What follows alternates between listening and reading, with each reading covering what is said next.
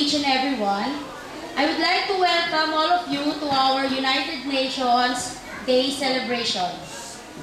I would like to acknowledge the presence of our teachers, visitors, students, and our dear parents for giving their time in joining us in this celebration. I would like to give a brief information on the history of why we are celebrating United Nations Day. In 1947, the UN General Assembly declared October 24 as the anniversary of the Charter of the United Nations, as which shall be devoted to making known to the people of the world the aims and achievements of the UN and gaining their support for its work. In 1971, the UN General Assembly declared that UN Day shall be an international holiday and recommended that it should be observed as a public holiday by all UN member states. The General Assembly is made up of 192 member states, and the Philippines became a member of its organization on the 24th day of October 1945. So this membership strengthened the security of the half of the signatories of the UN Charter. Lastly, it was declared on October 6, 1971 by the UN Resolution number 2782 that it is a national holiday to all members of the UN countries. On behalf of the school administration, I welcome you all to our school's UN Day celebration. Thank you and good afternoon.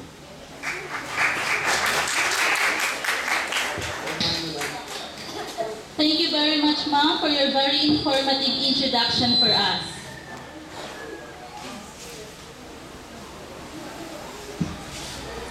In any contest, winners being announced with fair judgment.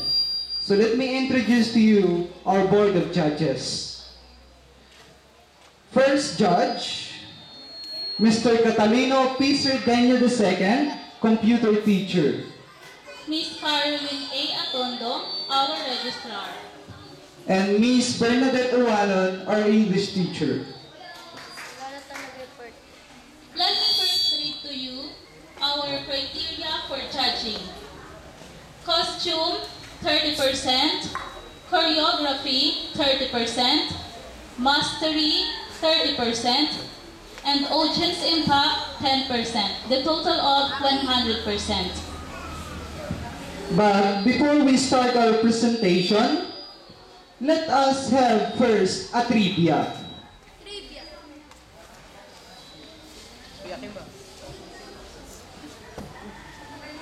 And, of course, those who can get or can give us the right answer will receive a special prize. Okay, special prize. This is the trivia. When was the United Nations founded? When was the United Nations founded? Kailan tinatag ang United Nation? Who wants to answer? If you listen to Miss Wala. Obina, Sige na. May taon yun. May taon yun. May taon yun. Nakalimutan ko.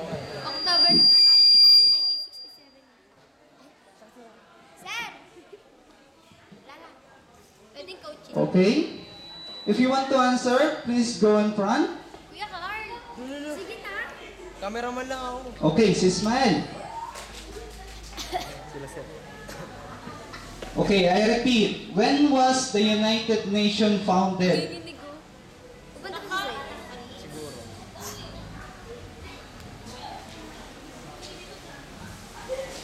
October 24,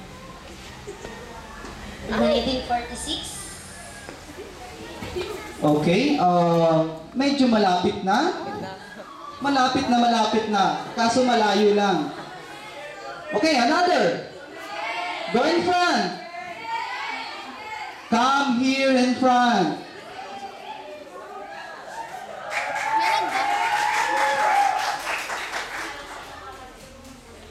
Ay, San Jomiel. Ayos yan. Okay, I repeat the question.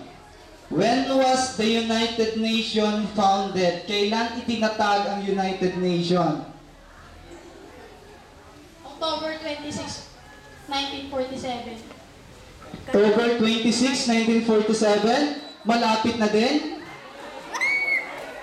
Malapit na. October 27, 1947. Wala pa din?